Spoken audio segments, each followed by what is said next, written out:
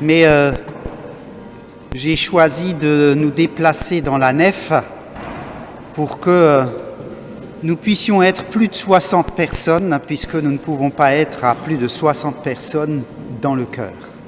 Voilà.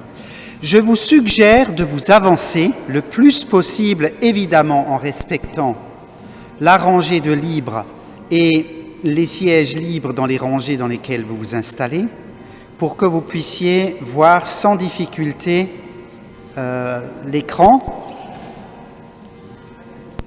Alors c'est un culte un peu remanié dans sa forme, puisque nous devions avoir 2 cultes aujourd'hui, un ici même et un à Saint-Jean, mais en raison des fortes chutes de neige, c'est-à-dire pour une fois de nouveau un vrai hiver, moi honnêtement ça me réjouit, mais c'est peut-être pas le cas de tout le monde, eh bien on a rassemblé tout le monde. Ici, il y aura peut-être encore des personnes qui nous rejoindront en cours de célébration du culte.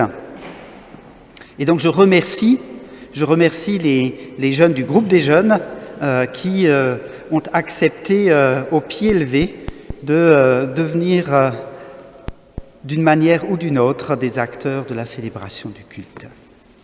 Merci également à Cathy Lindemann qui assure l'animation musicale et je nous invite à entrer en musique dans ce temps de culte, un culte placé sous le thème des noces de Cana, puisque c'est le texte de prédication proposé pour ce dimanche.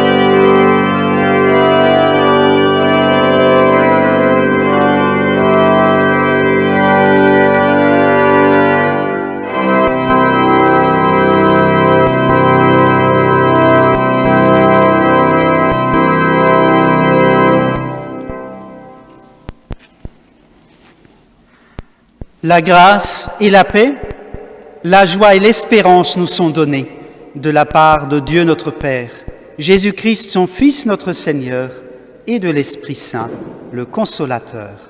Amen.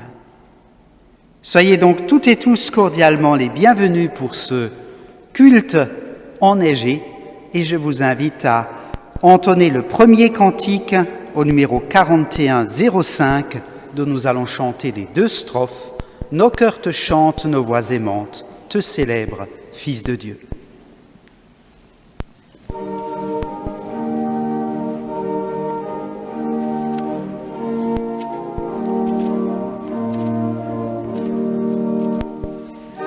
cœurs te chantent, nos voix aimantes te célèbrent, Fils de Dieu.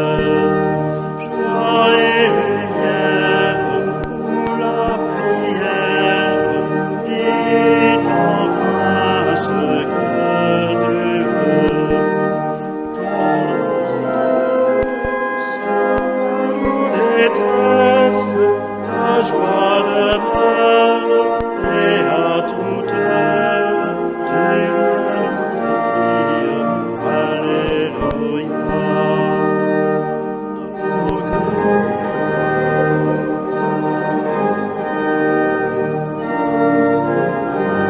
Nos cœurs de ta paix, et reste heureuse et si joyeuse de te louer à jamais. Ta croix domine et illumine toutes mes craintes, toutes mes plaintes. Tu vis, tu règnes, Alléluia.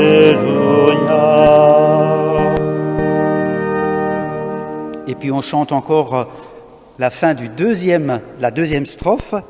Que je choisisse, que je saisisse toujours la trace que fait ta grâce. Nos cœurs te chantent, Alléluia.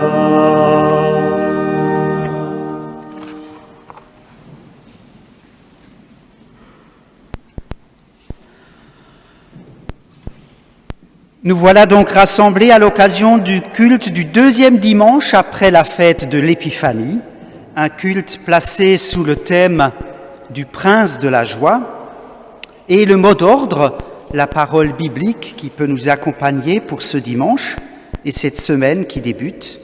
Nous trouvons cette parole dans l'Évangile de Jean au 1er chapitre, le verset 16. « Tous nous avons eu part à sa plénitude, nous avons reçu grâce sur grâce. » Je vous invite à ouvrir le cantique, ce n'est pas indiqué sur le tableau, à ouvrir le cantique au numéro 64, 12. 64, 12.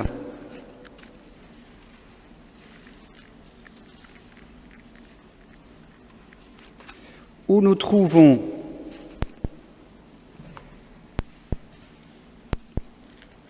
pardon, il y a une petite erreur de ma part.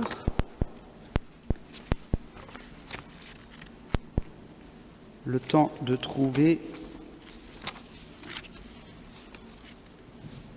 le bon numéro. C'est le 6439. Je vous prie de m'excuser. 6439, page 1086. Et nous pouvons prier en antiphoné le psaume 121.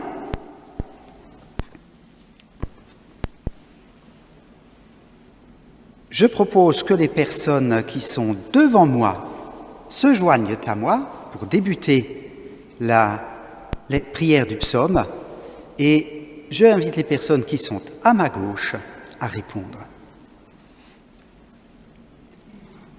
Je lève les yeux vers les montagnes. Qui pourra me secourir?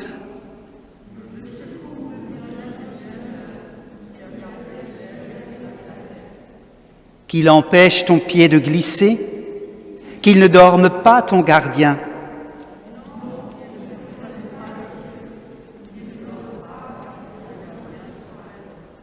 Le Seigneur est ton gardien, le Seigneur te protège, il est auprès de toi.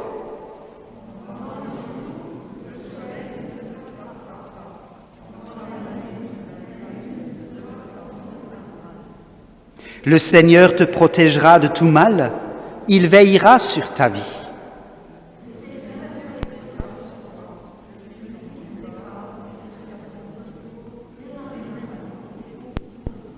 Gloire au Père, au Fils, au Saint-Esprit, maintenant et toujours, pour les siècles des siècles. Amen.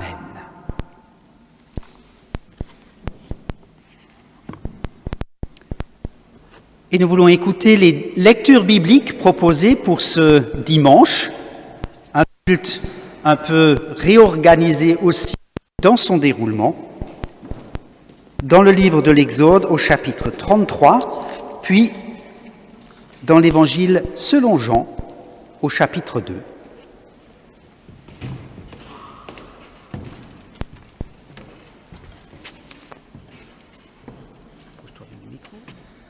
Le Seigneur répondit à Moïse, « Je réaliserai cela même que tu viens de dire. Je t'accorde ma faveur, car c'est bien toi que j'ai choisi. » Moïse lui demanda, « Permets-moi de contempler ta gloire. » Le Seigneur dit alors, « Je vais passer devant toi en te montrant toute ma bonté et en proclamant mon nom. » Le Seigneur, « J'aurai pitié de qui vous avoir pitié et j'aurai compassion de qui je veux avoir compassion. » Cependant, ajouta-t-il, tu ne pourras pas me contempler de face, car un être humain ne peut me voir de face et rester en vie. Il y a ici, tout près de moi, un emplacement, un rocher où tu te tiendras.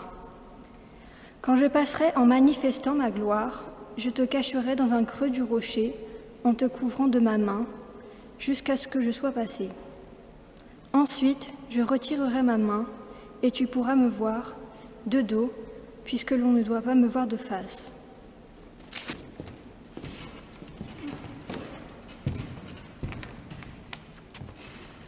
Et donc, dans l'Évangile selon Jean, le début du chapitre 2. Or, le 3e jour, il y eut une noce à Cana de Galilée et la mère de Jésus était là. Jésus, lui aussi, fut invité à la noce ainsi que ses disciples. Comme le vin manquait, la mère de Jésus lui dit, « Ils n'ont pas de vin. » Mais Jésus lui répondit, « Que me veux-tu, femme ? Mon heure n'est pas encore venue. » Sa mère dit au serviteur, « Quoi qu'il vous dise, faites-le. » Il y avait là 6 jarres de pierre destinées aux purifications des Juifs. Elles contenaient chacune de 2 à 3 mesures. Jésus dit aux serviteurs, « Remplissez d'eau ces jarres, et ils les emplirent jusqu'au bout. » Jésus leur dit, « Maintenant, puisez et portez-en au maître du repas. » Ils lui en portèrent, et il goûta l'eau devenue vin. Il ne savait pas d'où il venait. À la différence des serviteurs qui avaient puisé l'eau, aussi, il s'adresse au marié et lui dit, « Tout le monde offre d'abord le bon vin, et, lorsque les convives sont gris, le moins bon. Mais toi, tu as gardé le bon vin jusqu'à maintenant. » Tel fut, à Cana de Galilée, le commencement des signes de Jésus. Il manifesta sa gloire, et ses disciples crurent en lui. Merci à vous.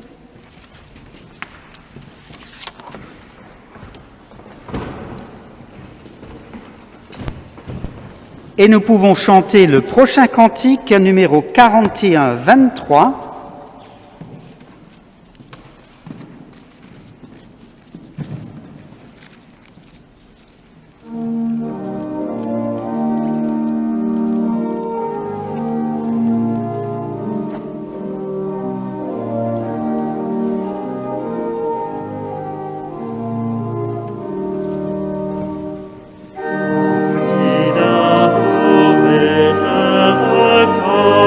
Reconnaissance.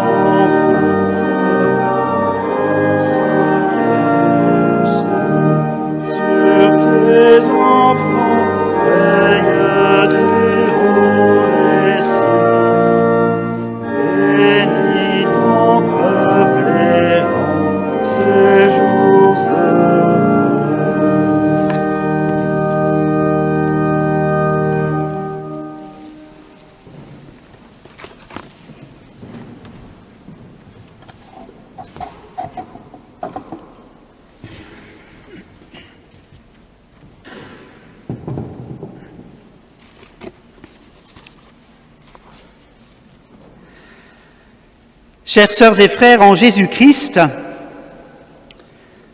peut-être souvenir de notre adolescence ou de notre fréquentation régulière de la parole, les mots de l'évangile de Jean que nous avons entendus il y a quelques instants nous sont familiers. Des mots qui précèdent ce chapitre 2, nous les connaissons peut-être aussi. Au commencement était la parole, et la parole était Dieu, et la parole était près de Dieu. Débute l'évangile de Jean. Voilà le décor planté pour un développement théologique dessinant une nouvelle création. Le chapitre 2, Jean, décrit le premier miracle.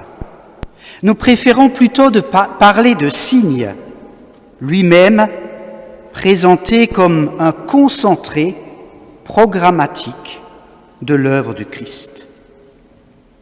Ce matin, je vous invite à un temps de dialogue avec le récit de l'Évangile à travers une peinture de Véronèse.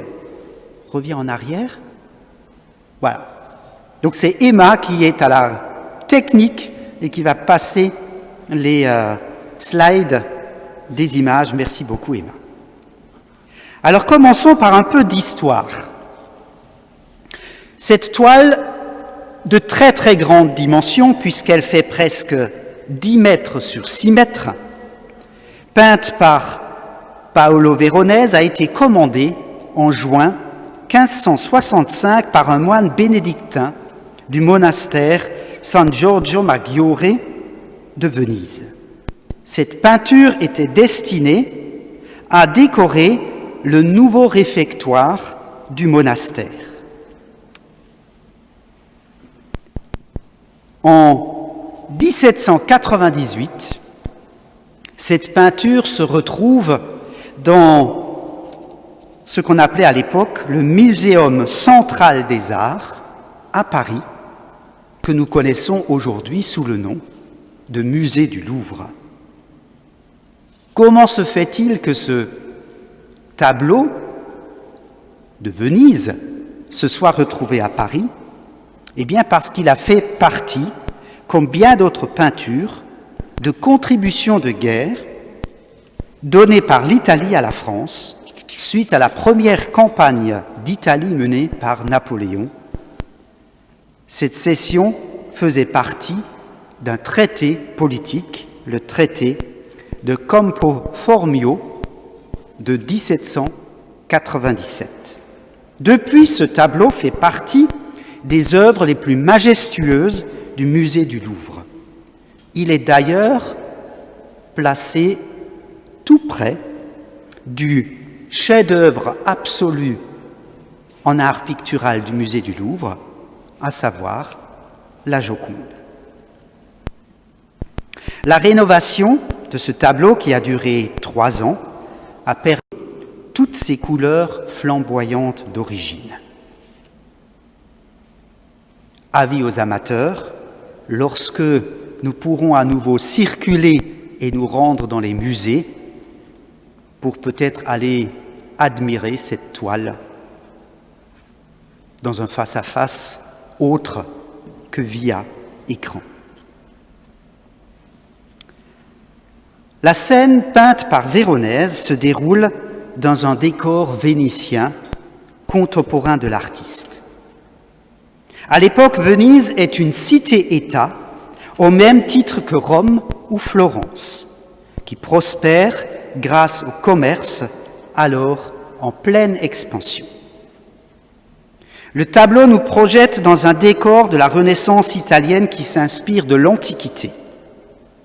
La richesse et le luxe des bâtiments rivalisent avec l'opulence de la fête.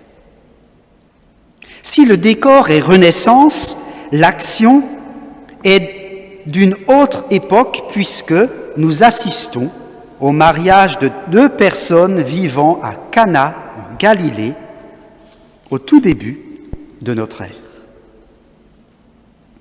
À une grande table en forme de U, dont la partie la plus longue n'est pas sans rappeler la scène de Léonard de Vinci, peinte 60 ans plus tôt.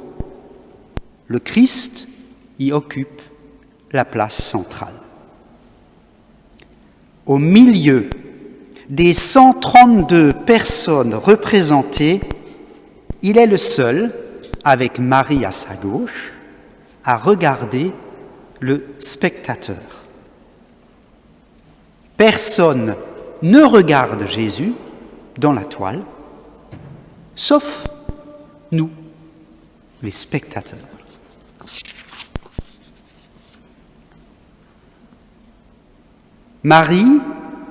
Les mariés, merci Emma,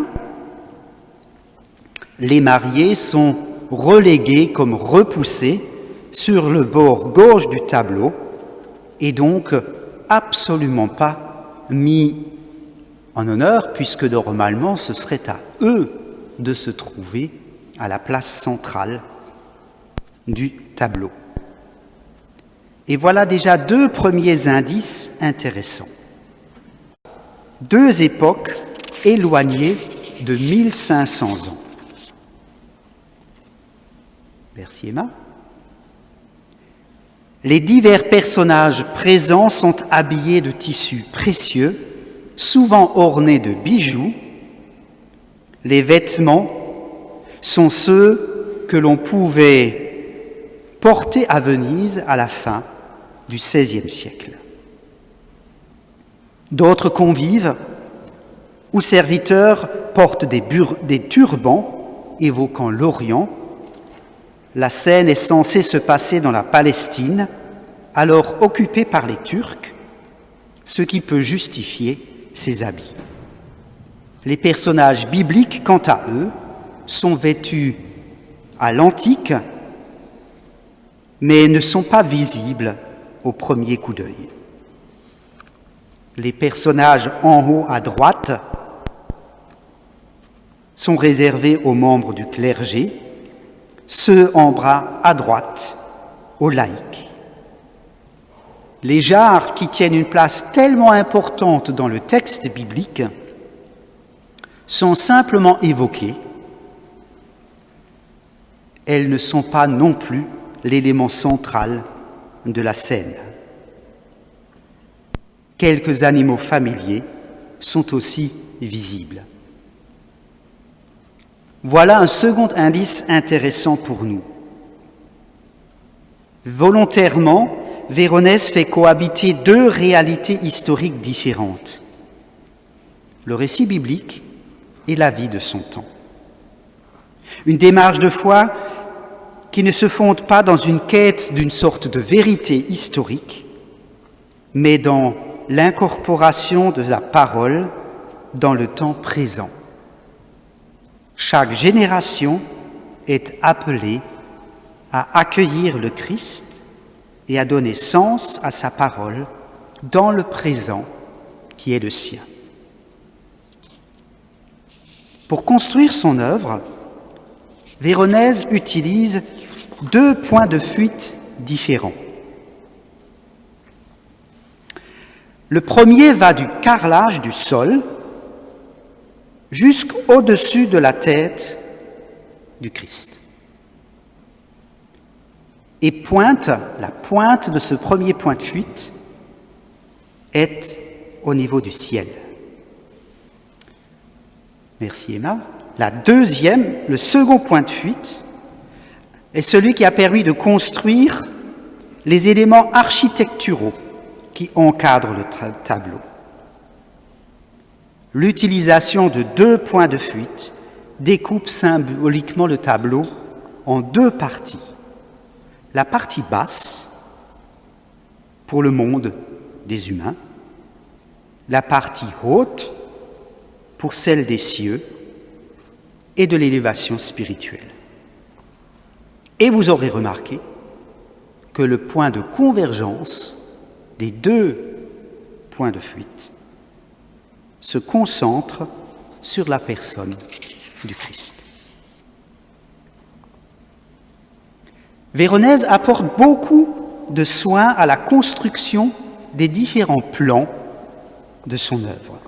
Au premier plan, C'est l'ouverture de la scène, le dallage et des lévriers. À l'époque, les lévriers étaient des animaux, symboles de fidélité. Au deuxième plan, un banquet avec donc les maris à gauche, les membres du clergé à droite, le tout encadré de part et d'autre par des colonnes qui invitent à lever le regard. Au troisième plan, nous découvrons des regards échangés, des conversations, et au centre, Jésus, Marie et les disciples dans des postures extrêmement proches de celles des disciples de la scène de Léonard de Vinci. Une manière à travers laquelle Véronèse rappelle dans un tableau Noces de Cana l'institution de la scène. Au quatrième plan, la balustrade, la ligne d'horizon et un personnage qui se trouve pile au centre du tableau, qui est, dirait-on, un boucher qui découpe une pièce de viande. Enfin, le cinquième plan, l'architecture qui se prolonge et qui accroît la profondeur de champ, le ciel traversé de nuages et quelques oiseaux qui soulignent l'horizon de la foi. La couleur dans le tableau qui attire le regard, pour vous, laquelle est-elle? Il y a du rouge, il y a du vert, il y a des bruns, des jaunes, mais quelle est la couleur qui attire le plus le regard dans ce tableau? Le bleu.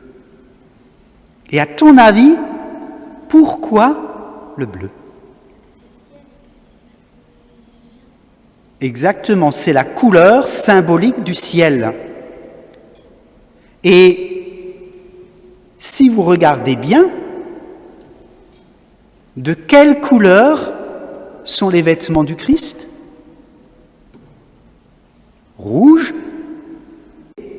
bleu. Rouge, symbole de la vie, du sang, de l'humanité. Bleu, symbole de la vie de la foi et de l'éternité. 132 personnes sont représentées dans le tableau. Il n'est pas impossible que ce chiffre ait une signification symbolique. Alors vous pouvez peut-être tout à l'heure avec vos téléphones regarder ce que vous trouvez comme indication autour de la signification symbolique du chiffre 132. Ce que moi j'ai trouvé, je vous le partage, c'est juste une hypothèse. 132, c'est 12 fois 11. 12, c'est le chiffre des apôtres, fois 11. Donc, peut-être une manière d'exprimer, et bien que l'événement qui va se produire là, enfin qui est représenté là, est un événement qui va susciter, eh bien, une multiplicité de personnes qui vont entrer dans sa dynamique. Donc, peut-être une manière à travers laquelle Véronèse essaie de donner une existence à ce que nous appelons l'Église.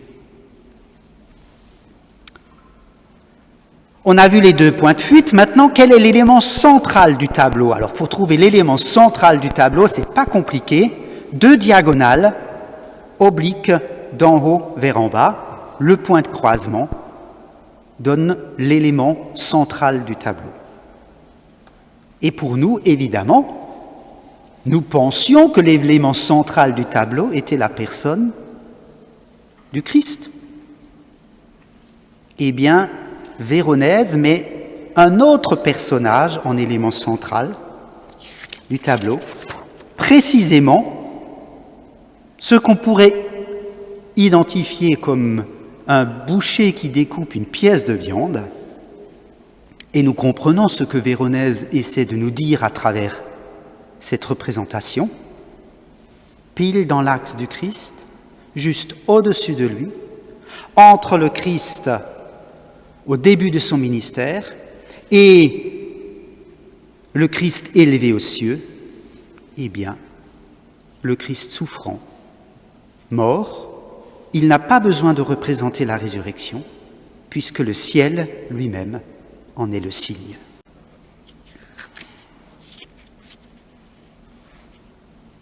Entre le Christ et le ciel, eh bien, il y a ce passage obligé du sacrifice et de la mort.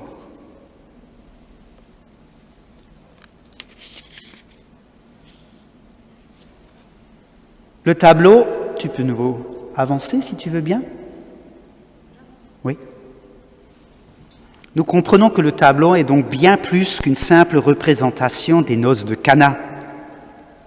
Il s'agit, au sens propre du terme, d'une lecture théologique de cette page de la Bible. Une lecture théologique que je trouve d'une très très grande pertinence, comme souvent les artistes, avec la sensibilité qui est la leur, en sont capables. Alors pour conclure, Véronèse combine deux réalités fondatrices de notre foi dans ce tableau. La première, la plus évidente, lorsqu'on regarde le tableau, est celle de la joie et de la fête. Car c'est bien un moment de fête, de réjouissance, de joie que nous convie l'artiste. La présence du Christ devient ainsi la source de la foi. Et l'eau changée en vin en souligne pas seulement l'abondance, mais on peut même dire la surabondance. Et puis Véronèse met l'accent sur le deuxième élément, deuxième réalité fondatrice de notre foi, eh bien, qui est celle de la souffrance, de la mort, du sacrifice du Christ. Deux réalités qui ne sont pas en opposition, mais en dialogue. Elles nous renvoient au cœur même du regard, de la présence, de l'engagement qui peut être le nôtre, au cœur du temps que nous vivons.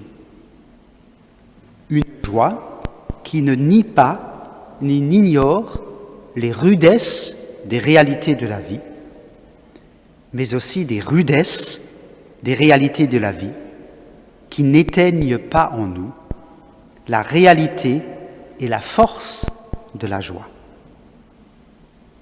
Tout un programme et tout un défi.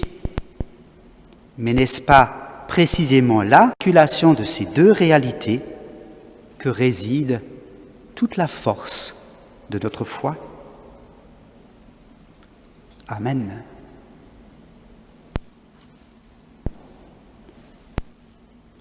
Reviens en arrière. Merci.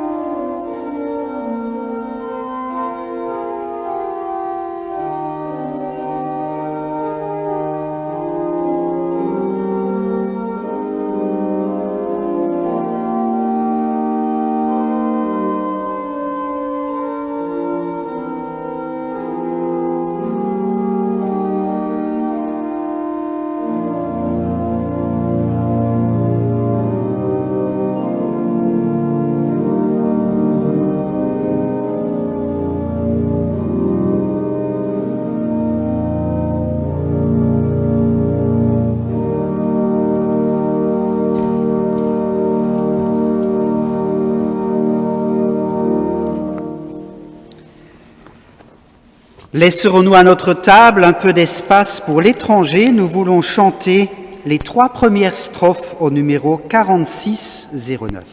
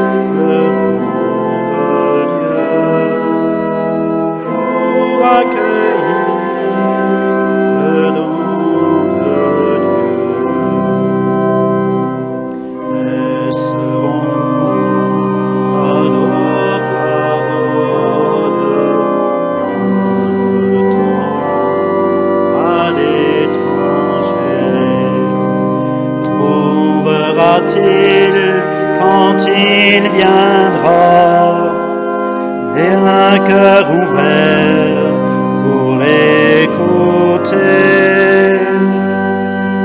Ne laissons pas mourir la terre, ne laissons pas mourir le feu. Tendons nos mains vers la lumière pour accueillir le nom de Dieu, pour accueillir le don de Dieu. Laisserons-nous à d'autres fêtes un pas de danse à l'étranger? Trouvera-t-il, quand il viendra, des hommes libres et assoiffés? Ne laissons pas mourir la terre, ne laissons pas mourir le feu. Tendons nos mains vers la lumière pour accueillir le nom de Dieu, pour accueillir le nom de Dieu. Merci de prendre place. Pendant le temps des annonces, vous avez l'essentiel des informations qui se trouvent sur le petit feuillet qui vous a été remis au début du culte avec le cantique. Je rappelle que le bureau de vote est à nouveau ouvert à la fin de notre célébration pour que vous puissiez y déposer votre bulletin de vote et bien ainsi donner votre voix aux membres du Conseil des 40, les personnes qui, avec les membres du Conseil presbytéral, portent tout particulièrement le présent et l'avenir de la vie de notre communauté. Merci à chacune et à chacun, et puis merci surtout aux personnes qui acceptent de vivre cette responsabilité au service de notre communauté. Alors il y a plusieurs personnes parmi nous qui sont déjà membres du Conseil des 40 ou qui vont l'être. J'invite ces personnes simplement à s'avancer et pouvoir peut-être juste rappeler leur nom, prénom, pour que nous puissions bien mettre des visages sur les noms que nous allons glisser dans l'urne.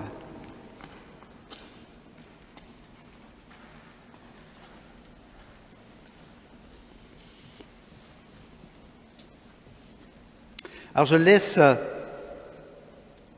dimanche dernier, on a commencé à droite. Cette semaine, on commence à gauche. Donc voilà, je m'appelle Elia Leb et je suis ravie de participer aussi activement que possible à la vie de notre Église. Je m'appelle Jean-Paul Gall, je veux également participer à la vie de notre paroisse. Je m'appelle Sylvie Hélène.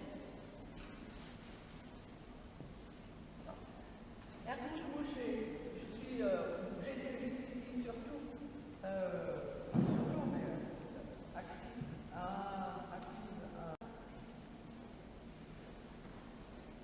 Martine Causet, c'est une première pour moi, après avoir été déjà au conseil paroissial il y a une vingtaine d'années. Inke de l'Anversin. Rodolphe Reus, Richard Ploug, je me réjouis de continuer à œuvrer pour la paroisse. Alors merci à ces personnes qui acceptent d'être les chevilles ouvrières de la vie de notre paroisse, avec vous toutes et vous tous, évidemment. Et puis, nous aurons l'occasion, d'ici quelques temps, aussi d'envoyer ces personnes dans leur engagement à travers un temps liturgique. C'est le moment de l'offrande.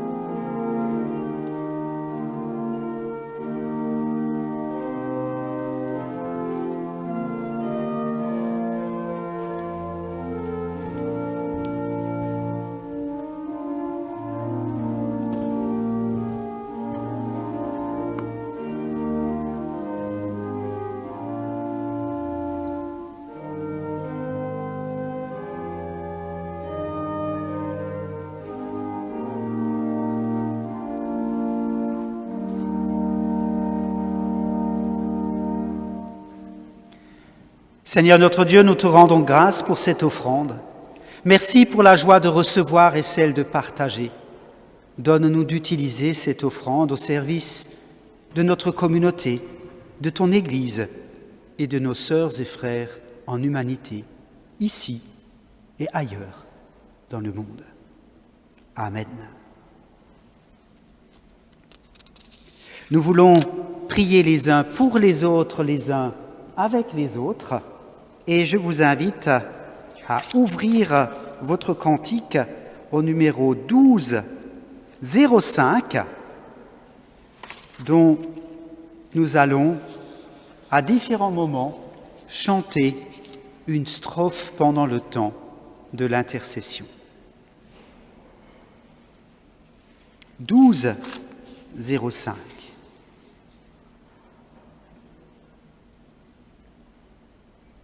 Seigneur notre Dieu, merci pour le regard vivifiant des artistes. Lorsque leur sensibilité nous fait découvrir parfois des secrets cachés au cœur de ta parole. Merci de nous rappeler, à travers cette peinture de Véronèse, que ton royaume, que ta parole, que la fraternité à laquelle tu nous invites est source de joie au cœur de notre monde.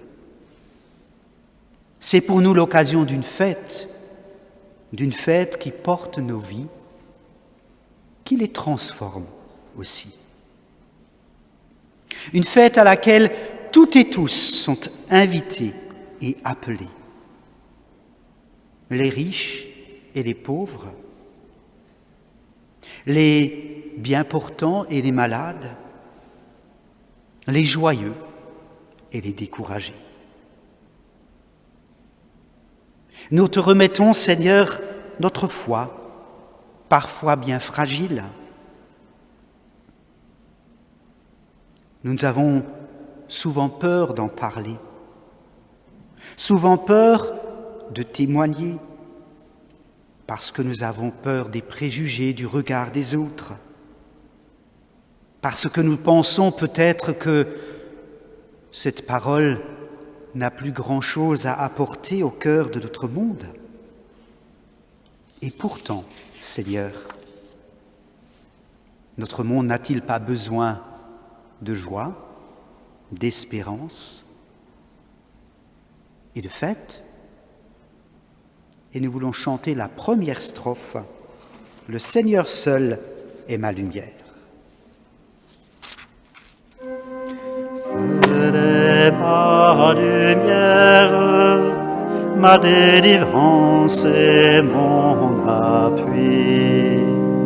Qu'aurais-je à craindre sur la terre, puisque ma force est tout en lui. Le Seigneur seul est ma lumière, ma délivrance et mon appui.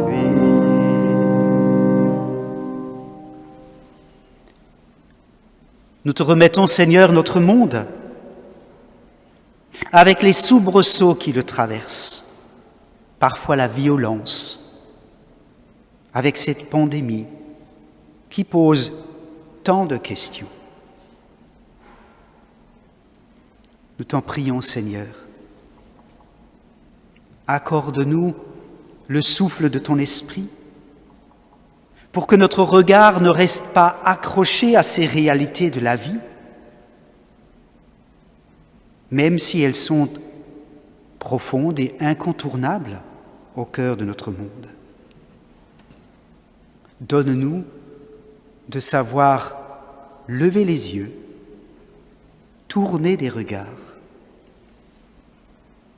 Donne-nous, Seigneur, de parvenir à dire de 1000 manières que ce qui veut éteindre, enchaîner, parfois détruire la vie, n'aura pas le dernier mot. Et nous voulons chanter la troisième strophe. Sans à ma requête, un prompt secours me prêtera. Et dans le fond de la tempête, sur un rocher m'élèvera. Le Seigneur seul est ma lumière, ma délivrance et mon appui.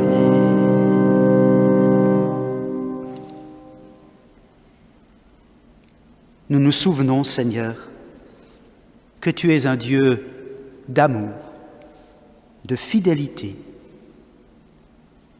toujours disponible pour nous accompagner. Nous nous souvenons que tu t'es fait serviteur à travers ton Fils, serviteur jusqu'à travers la mort, mais aussi relevé, vivant, pour nous rappeler que c'est là, C'est là la finalité de notre existence. Unissant nos voix à celles de tous tes enfants d'ici et d'ailleurs, entends, Père, et exauce notre prière lorsqu'à la suite de ton Fils, nous te disons, notre Père, qui es aux cieux, que ton nom soit sanctifié, que ton règne vienne, que ta volonté soit faite sur la terre comme au ciel. Donne-nous aujourd'hui notre pain de ce jour. Pardonne-nous nos offenses, comme nous pardonnons aussi à ceux qui nous ont offensés. Et ne nous laisse pas entrer en tentation, mais délivre-nous du mal. Car c'est à toi qu'appartiennent le règne, la puissance et la gloire pour les siècles des siècles. Amen. Et nous voulons chanter la 4e strophe. Mes yeux verront la délivrance que mon Sauveur m'accordera.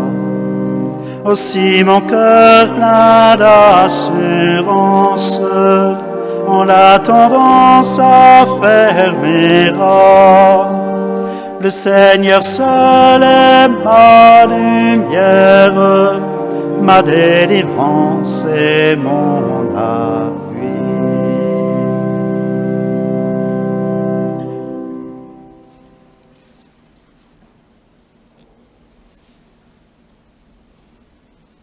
Grand merci aux jeunes qui ont fait les lectures bibliques, à Emma, qui s'est occupée de passer les slides, à Gilles et à toute l'équipe technique pour la retransmission de ce culte. Demandons la bénédiction de Dieu. Je vous invite à vous lever.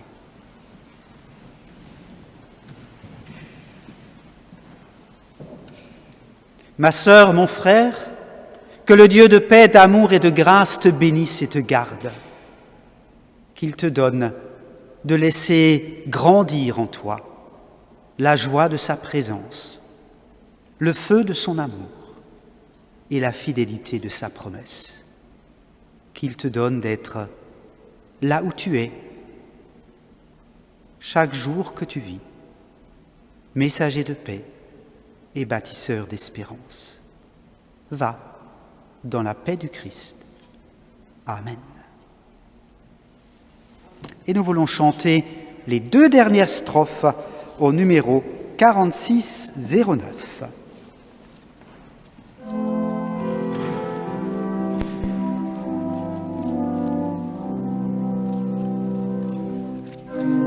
Serons-nous à nos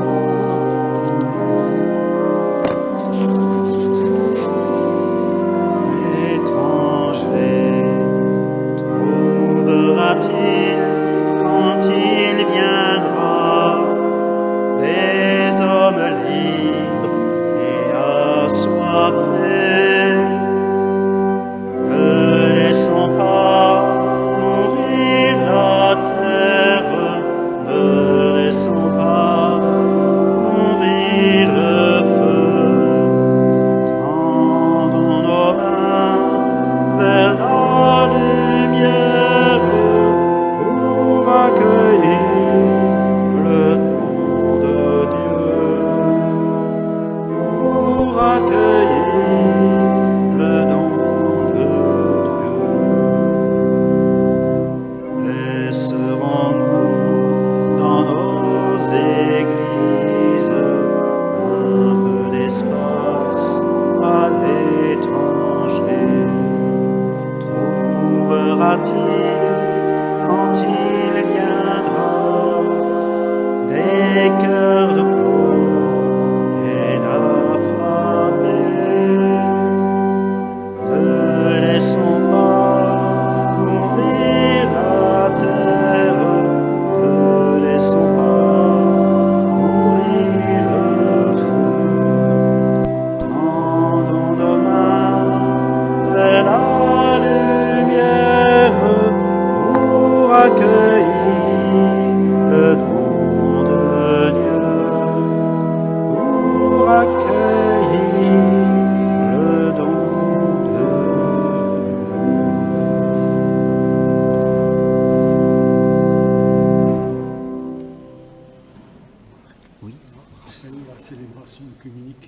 tout à fait. Cet après-midi, nous nous retrouvons à Saint-Martin pour la célébration œcuménique. Alors, elle était initialement prévue à 17h, mais en raison du couvre-feu, elle a été avancée à 16h.